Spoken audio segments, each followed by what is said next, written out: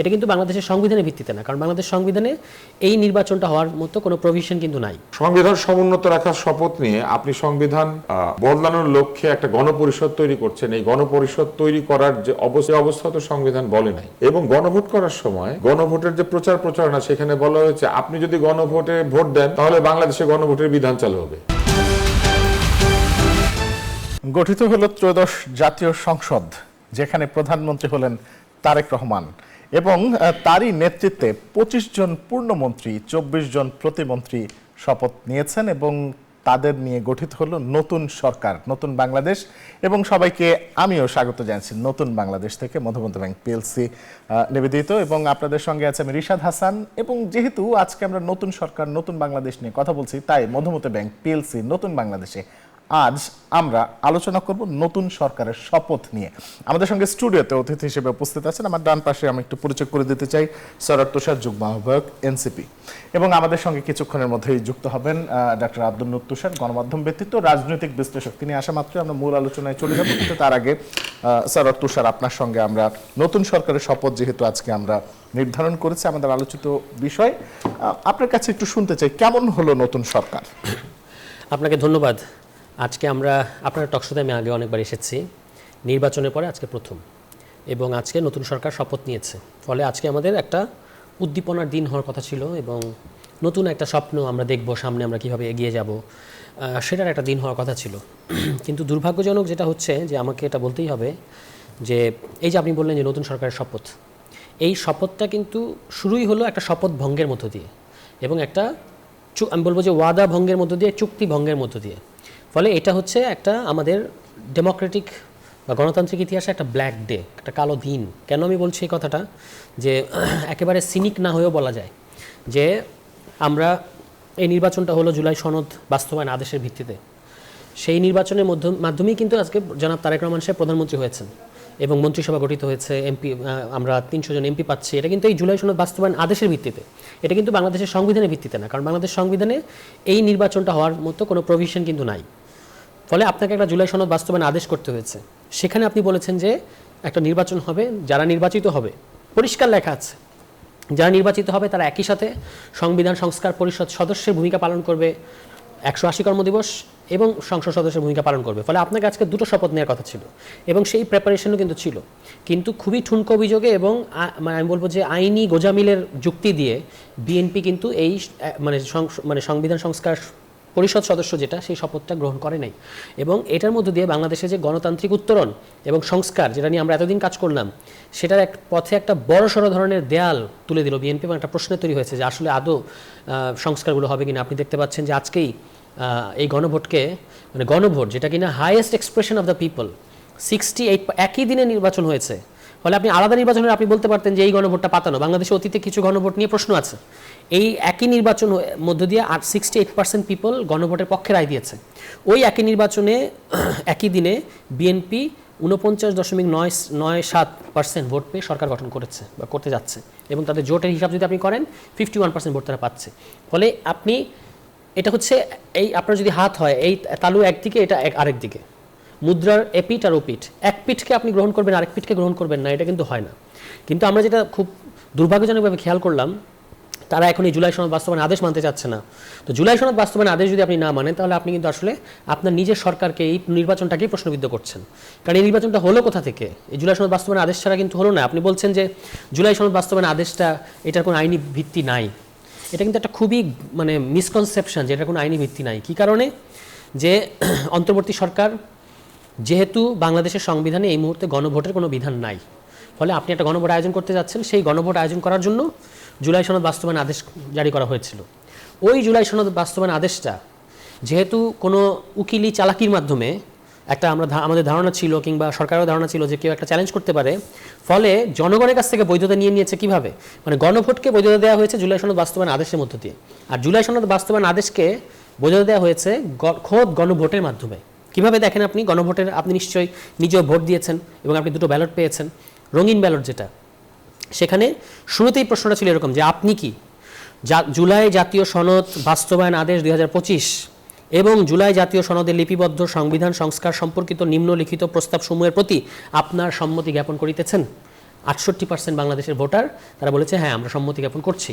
তাহলে জুলাই সনদ বাস্তবায়ন আদেশকে অ্যাপ্রুভ করেছে খোদ বাংলাদেশের জনগণ গণভোটের মাধ্যমে। আপনি কিভাবে, আপনি যদি 2/3 কেন, মানে যদি 300 সংসদ সদস্য নিয়েও সরকার গঠন করেন তবু কিন্তু আপনি এই গণভোটকে চ্যালেঞ্জ করতে পারবেন না, কারণ গণভোট মানে হচ্ছে highest expression of the people, জনগণের সার্বভৌম ক্ষমতা সর্বোচ্চ বহিঃপ্রকাশ। ফলে সেটাকে মানে প্রশ্নবিদ্ধ করার, সেটাকে অগ্রাহ্য করার কোনো সুযোগ আসলে নাই। এবং যে প্রশ্নগুলো তারা তুলেছেন খুবই অমূলক কিছু প্রশ্ন, যেমন যে সংবিধান সংস্কার পরিষদ সদস্যদের শপথ কে পড়াবেন, এটা তো কোনো প্রভিশন নাই।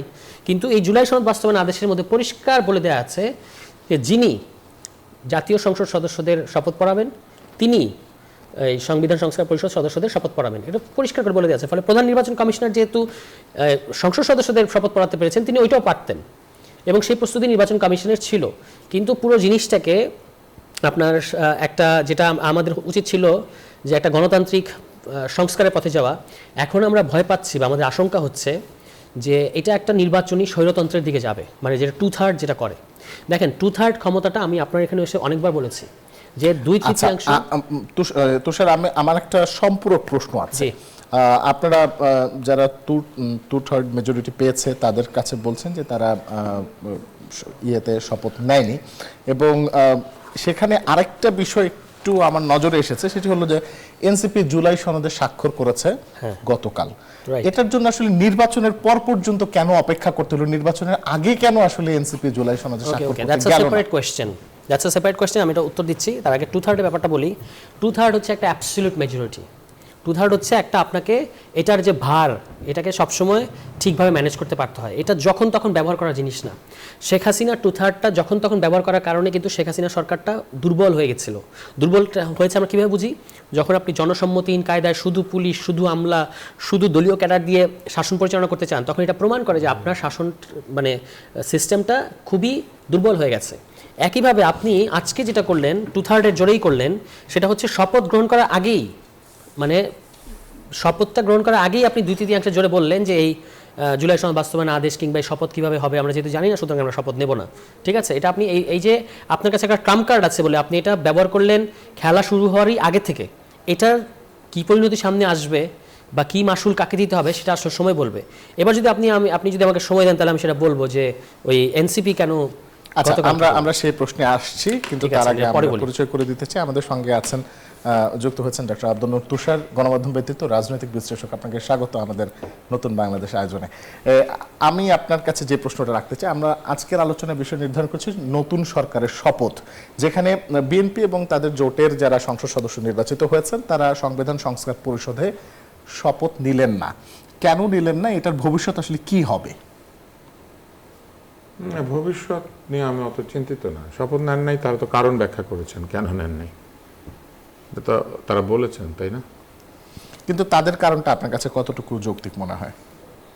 আপনি বলেন আপনার কাছে কি যৌক্তিক মনে হয় নাই? মানে আমার কাছে মনে হয়েছে তাদের কারণ যৌক্তিক। কিন্তু আমরা কিছুক্ষণ আগে স্যার তুষারের কথা শুনলাম, তারা যেটা বলছে যে সেটি হচ্ছে যে নতুন সরকারের শুরুটাই একটা শপথ ভঙ্গ দিয়ে আসলে। না, আসেন তাহলে আমি ব্যাখ্যা করি। জাতীয়তাবাদী দল 2টি শপথের মধ্যে একটি নিয়েছে। সেটি কি? সেটি হচ্ছে জাতীয় সংসদের সদস্য হিসেবে, এবং সালাউদ্দিন সাহেব ব্যাখ্যা করেছেন যে কেন তারা নেন নাই। এটা একটা আইনি জটিলতা, এটা বারবার ব্যাখ্যা করতে হচ্ছে, এটা আসলে একটা অস্বস্তিকর বিষয়। প্রথমত, বিএনপি বলেছিল নির্বাচনের আগেই যে তাদের যেসব বিষয়ে নোট অফ ডিসেন্ট আছে সেই বিষয়গুলি গণভোটে যাওয়ার কথা ছিল না। তাদের শুধু না, যে কোনো দলেরই নোট অফ ডিসেন্ট সম্বলিত পয়েন্টগুলি গণভোটে যাওয়ার কথা ছিল না। কিন্তু যে অবস্থায় এই সনদ স্বাক্ষরিত হয়েছিল সেই অবস্থায় বলা ছিল যে ওইভাবেই এটা থাকবে, কিন্তু তারা সেটা করেন নাই। তারা যেটা করেছেন, পরে সেইখান থেকে প্রশ্ন আলাদা করে কিছু গণভোটে পাঠিয়ে দিয়েছেন আর কিছু দলের কাছে রেখে দিয়েছেন। বিএনপি ম্যানিফেস্টোর মধ্যে পরিষ্কার লিখে দিয়েছিল যে তারা তাদের 31 দফা সংস্কার সেইখানে তারা প্রায়োরিটাইজ করবে, এবং তারা বলে দিয়েছিল যে তারা কিভাবে সংবিধানের সংস্কার আনতে চায়। জনগণ তাদেরকে 2/3 মেজরিটি দিয়েছে তাদের ম্যানিফেস্টো দেখে, জুলাই সনদ পড়ে না। ফলে তারা তাদের ভোটারদেরকে যা কথা দিয়েছেন সেই ভোটাররা তাদের পক্ষে রায় দিয়েছেন। ফলে তারা তাদের ভোটারদের কাছে দেওয়া প্রতিশ্রুতি পালন করবেন। এবং তারা এই ক্ষেত্রে গণভোটের যে চতুর্থ ধারাটি রয়েছে যে দলগুলি তাদের প্রতিশ্রুতি অনুযায়ী পালন করবে, দলগুলি তাদের প্রতিশ্রুতি অনুযায়ী যে ভোটারদেরকে দিয়েছে সেটা করবেন, কিন্তু ওইখানে তারা একটা প্যাচ লাগিয়ে রেখেছেন প্রথম তিনটা। এখন দ্বিকক্ষ বিশিষ্ট যে একটা সংসদ হবে এবং হওয়ার সময় যে আবার দুইটা সংসদ হচ্ছে, একটা গণপরিষদ, একটা জাতীয় সংসদ, এটা বাংলাদেশের সংবিধানে আছে নাকি? গণভোট কি সংবিধানকে পরিবর্তন করেছে? মোটেও না। গণভোট পরিবর্তনের লক্ষ্যে জনগণের আকাঙ্ক্ষা প্রকাশ করেছে, কিন্তু এই পরিবর্তন তো আগে সাধিত হইতে হবে। যেখানে এই পরিবর্তন সংবিধানে হয় নাই, শুধু একটা আদেশের বলে এবং একটা কি বলে সনদের গণভোটের বলে কিন্তু এই শপথটা গ্রহণ করানো যায় না। এক, দুই হচ্ছে শপথ গ্রহণের কে কাকে শপথ গ্রহণ করাবেন এই বিষয়টাও ব্যাখ্যা করা আছে, সেটা নিয়েও সালাউদ্দিন সাহেব কথা বলেছেন। ফলে আমি মনে করি প্রথমে সংসদ অধিবেশন আহ্বান হবে, তারপরে সংসদ অধিবেশনে বসে তারা সংবিধানের যে পরিবর্তনগুলি সেগুলি এনে এই কনস্টিটিউয়েন্ট অ্যাসেম্বলি যদি তৈরি করার কোনো বিষয় থাকে আইনগত প্রক্রিয়ার মাধ্যমে এটা হইতে হবে। আলী রিয়াজ এবং ডক্টর মোহাম্মদ ইউনূসের নেতৃত্বে যে সংস্কার কমিশন, সেই সংস্কার কমিশন যে ঐকমত্য আনার চেষ্টা করেছে, সেখানে তারা বাংলাদেশের অর্ধেক নিবন্ধিত দলকে ডাকে নাই আগে থেকেই, এবং তারপরে যখন এটা ভোটে গিয়েছে তখন দলগুলি নোট অফ ডিসেন্টকে তারা আমলে রাখে নাই, এবং গণভোটের সময় প্রকাশ্যে তারা গণভোটের পক্ষ নিয়েছে।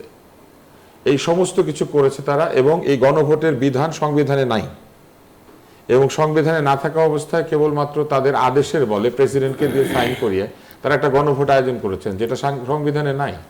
তো সংবিধানে যা নাই সেটা তারা আয়োজন করেছেন একটা আদেশের বলে, এবং এতে দলগুলি সম্মতি দিয়েছে, ভোট হয়েছে, সেটা নিয়ে কোনো অসুবিধা নাই। কিন্তু এই পুরো প্রক্রিয়াটাকে তো র্যাটিফাই করতে হবে সংসদে। যতক্ষণ পর্যন্ত এটা সংসদে র্যাটিফাই হবে না, এমনকি গণভোটের আদেশটাও, এটাও যতক্ষণ পর্যন্ত সংসদে র্যাটিফাই হবে না ততক্ষণ পর্যন্ত তো এটা কোনো বৈধতা নেই।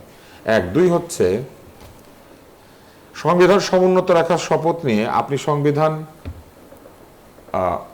বদলানোর লক্ষ্যে একটা গণপরিষদ তৈরি করছেন। এই গণপরিষদ তৈরি করার যে অবস্থা, সেই অবস্থা তো সংবিধান বলে নাই। এবং গণভোট করার সময় গণভোটের যে প্রচার প্রচারণা, সেখানে বলা হয়েছে আপনি যদি গণভোটে ভোট দেন তাহলে বাংলাদেশে গণভোটের বিধান চালু হবে। আপনি ব্যাপারটা বুঝতে পারছেন? আপনি গণভোটে হ্যাঁ ভোট দিলে বাংলাদেশে গণভোটের বিধান চালু হবে। তাহলে এই গণভোটটা হচ্ছে কোন বিধানে? এই বিধান তৈরি করছেন কারা?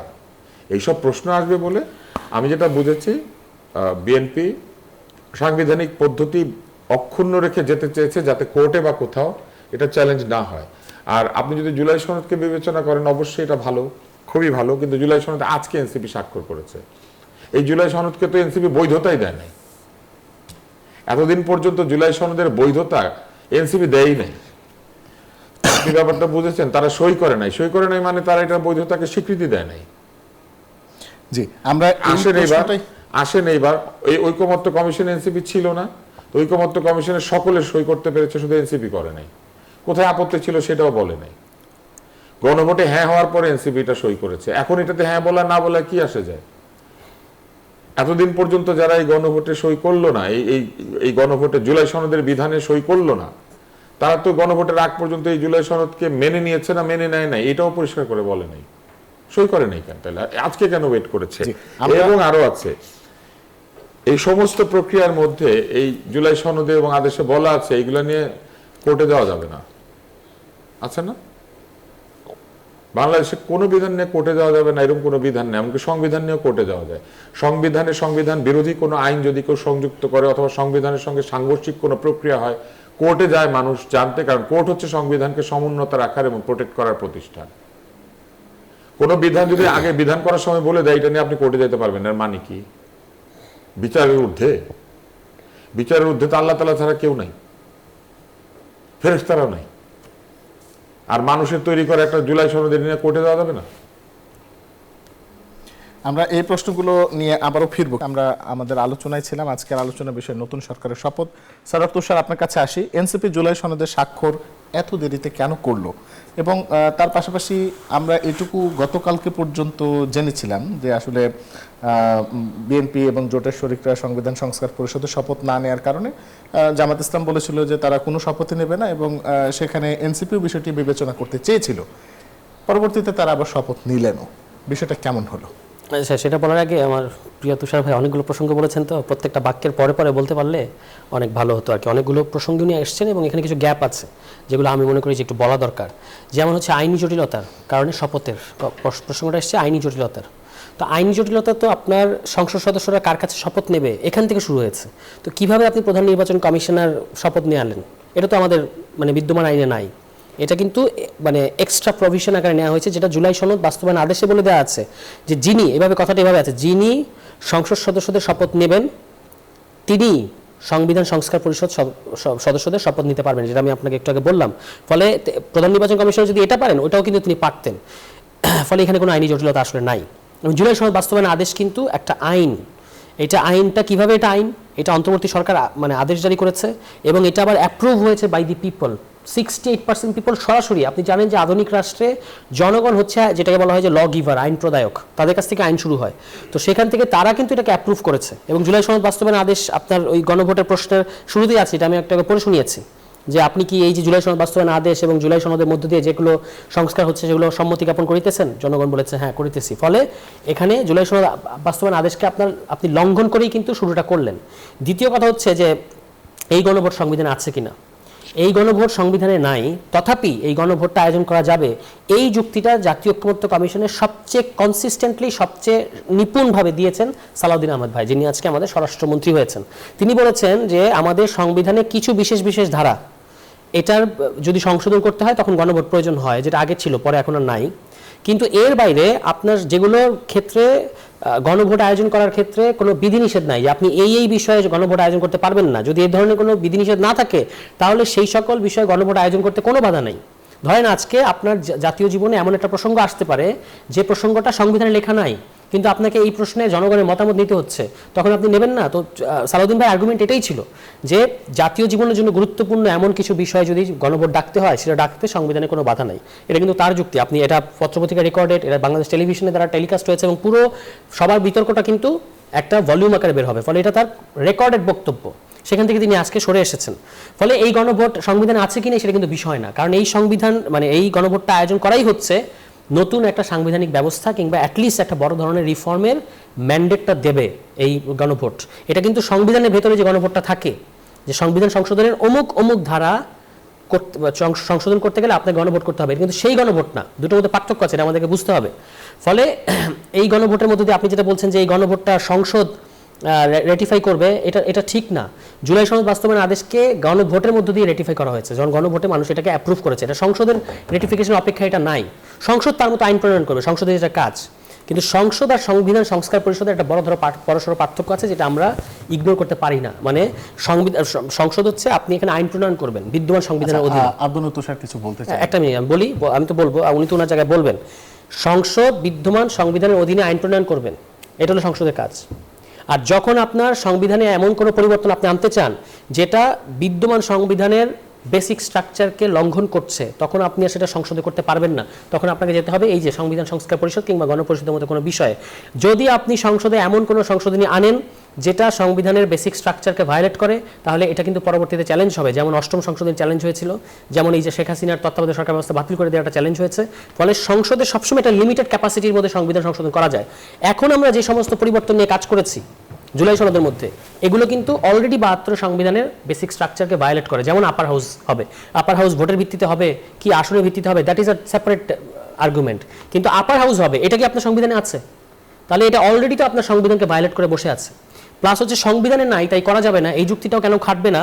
সংবিধানে অন্তর্বর্তী সরকার নাই, সংবিধানে অন্তর্বর্তী সরকার নাই। সংবিধানে নাই যে আপনার প্রধানমন্ত্রী পালিয়ে গেলে কি করতে হবে। সংবিধানে নাই পুরো সুপ্রিম কোর্ট পালিয়ে গেলে কি করতে হবে। আপনি জানেন যে সুপ্রিম কোর্ট মানে কিন্তু ওই সাদা বিল্ডিং না। সুপ্রিম কোর্ট মানে বাংলা একেবারে সংবিধান অনুযায়ী সংজ্ঞা হচ্ছে প্রধান বিচারপতি এবং ওই যে জ্যেষ্ঠ বিচারপতিরা, তারা হচ্ছে সুপ্রিম কোর্ট। তারা পালিয়ে গিয়েছে, আপনার প্রধানমন্ত্রী পালিয়ে গেছে, প্রধান বিচারপতি পালিয়ে গেছে, সমস্ত বিচারপতিরা পালিয়ে গেছে। এই ধরনের পরিস্থিতিতে কি করতে হবে এটার কোনো ডিরেকশন সংবিধানে নাই। ফলে আপনি একটা এক্সট্রা কনস্টিটিউশনাল পরিস্থিতির মধ্যে আছেন। হ্যাঁ, তথাপি কিছু কিছু কাজ সংবিধানের মধ্যে করা হয়েছে।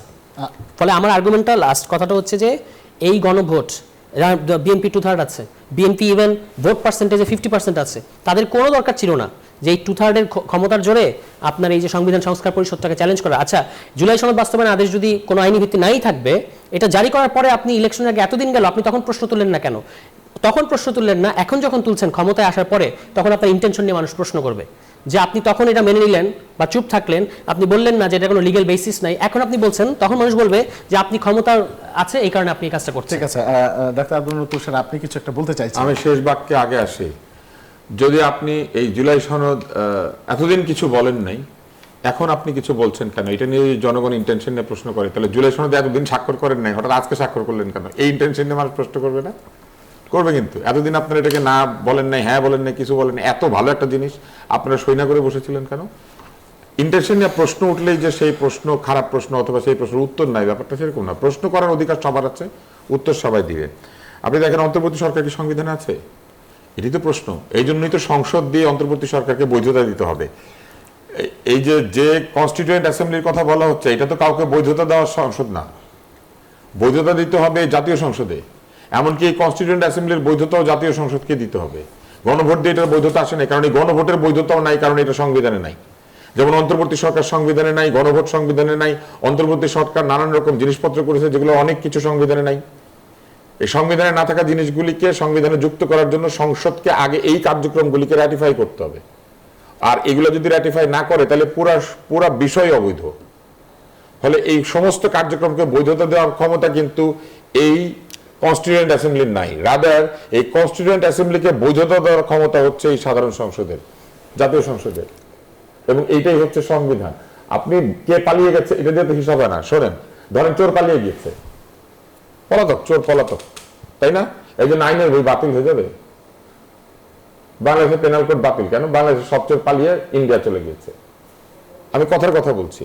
এই জন্য বাংলাদেশের আইনের যে বিধান সেটা বাতিল হয়ে যাবে? ওটা নাই আর। তো চোর পালিয়ে গেছে সেজন্য কি সংবিধান বাতিল হয়ে গিয়েছে? বাংলাদেশে তো একটা চালু সংবিধান আছে, এবং সেই সংবিধান দিয়েই রেফারেন্স নেওয়া হয়েছিল কোর্টের কাছ থেকে। যে কোর্টটা তৈরি হয়েছে এই কোর্টটাও কিন্তু সংবিধানের অধীনে তৈরি হওয়া। এই কোর্ট কি প্রধান উপদেষ্টা নিয়োগ দিয়েছেন? সংবিধান অনুযায়ী প্রেসিডেন্টই করেছেন এটা। এবং ওইখানে পরিবর্তন আনার বিষয়টাই জুলাই সনদে আছে, যে এখন থেকে আর এইভাবে হবে না, প্রধান বিচারপতি বাকি বিচারপতিদেরকে নিয়োগ দিবেন, জুডিশিয়াল কমিশন হবে, নানান ধরনের জিনিসপত্র আছে এখানে। এইগুলাকে যে তৈরি করা হবে, গণভোটের বিধানে পরিষ্কার আছে, যেটা আগে ছিল সংবিধানে সেটা বাতিল করেছিল, যে কোনো কিছু করেছিল, আবার ফেরত আনা যেতে পারে। এই সমস্ত কাজগুলি একটি নির্বাচিত সংসদের করার কথা, কোনো অনির্বাচিত সরকারের করার কথা না।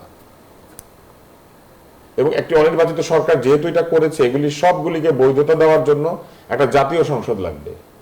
যতক্ষণ পর্যন্ত জাতীয় সংসদে এই কর্মকাণ্ড সবকিছুকে যাচাই বাছাই করে প্রতিটি আলাদাভাবে আলোচনা করে বৈধতা না দিচ্ছে, ততক্ষণ পর্যন্ত কোনো কার্যক্রম এখনো বৈধ হয়নি।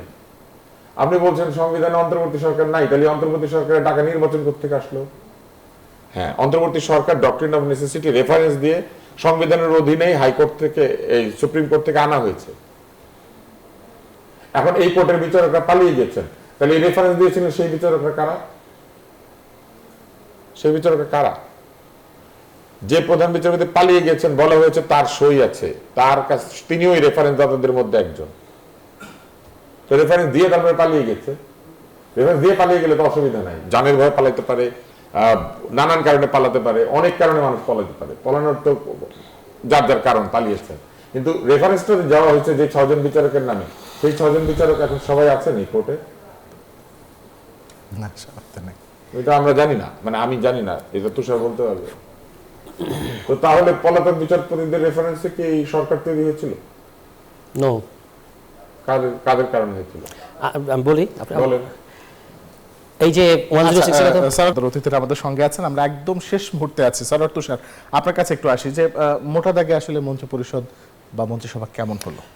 মন্ত্রিপরিষদ সভা যেমন হয় বাংলাদেশ একটা দলীয় সরকারের, তেমন হয়েছে। কিছু বিশেষ বিষয় নিয়ে কথা বলা যাবে, কিন্তু আমি একটা জিনিস হাইলাইট করতে চাই, সেটা হচ্ছে পররাষ্ট্রমন্ত্রী খলিল সাহেব যে পররাষ্ট্রমন্ত্রী হলেন, তিনি কিন্তু গতকালকে পর্যন্ত অন্তর্বর্তী সরকারের নিরাপত্তা উপদেষ্টা ছিলেন।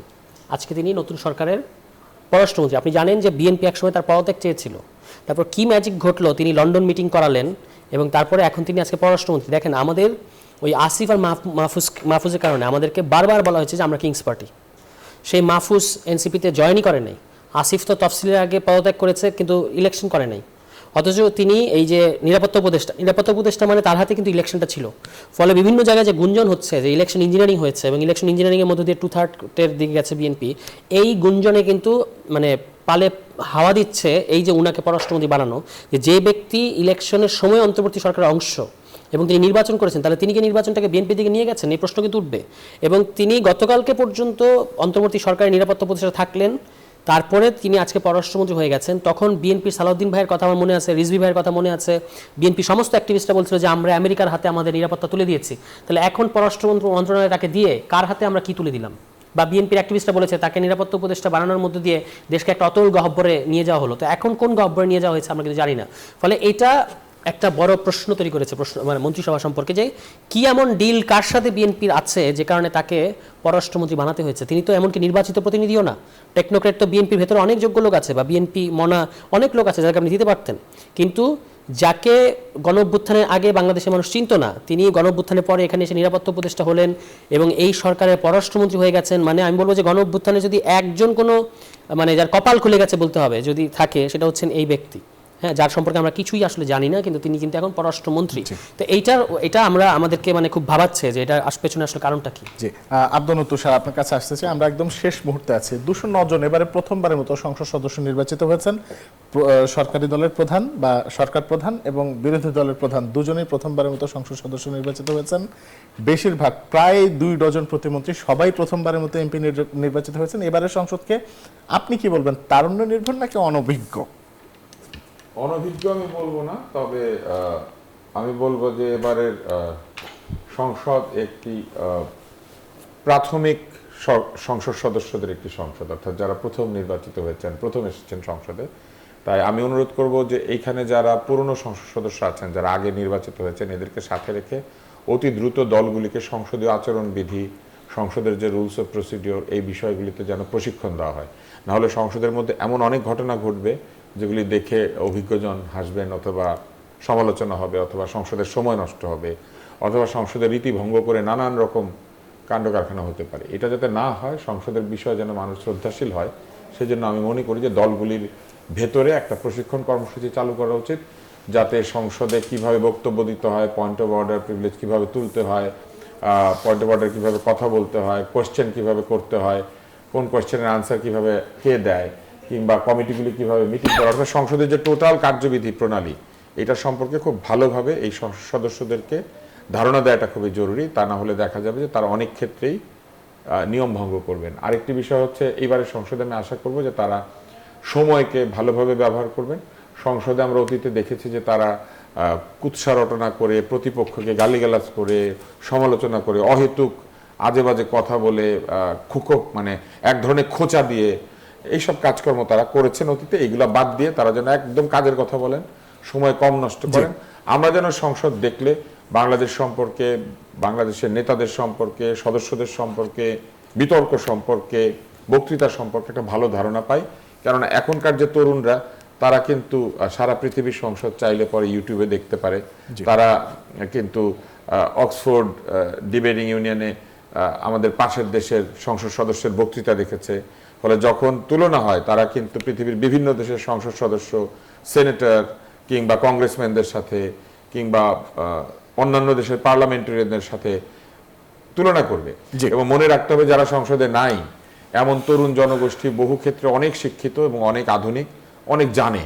ফলে তাদেরকে যদি স্যাটিসফাই করা না যায় এই সংসদ দিয়ে, তাহলে যেটা ঘটবে, তারা এই ব্যবস্থাটার প্রতি আরো শ্রদ্ধা হারাবে। জি, অনেক অনেক ধন্যবাদ আমাদের সঙ্গে আপনাদের মূল্যবান মতামতগুলো আমাদের সঙ্গে বলার জন্য। এবং দর্শক, আজকে আমরা শেষ করব একটি চমৎকার সংসদ দেখার অপেক্ষায় হয়তো এই সারা দেশের মানুষ। সেই প্রত্যাশায় শেষ করছি। প্রতি রবি থেকে বৃহস্পতি দেখুন মধুমতি ব্যাংক পিএলসি নতুন বাংলাদেশ। শুভরাত্রি।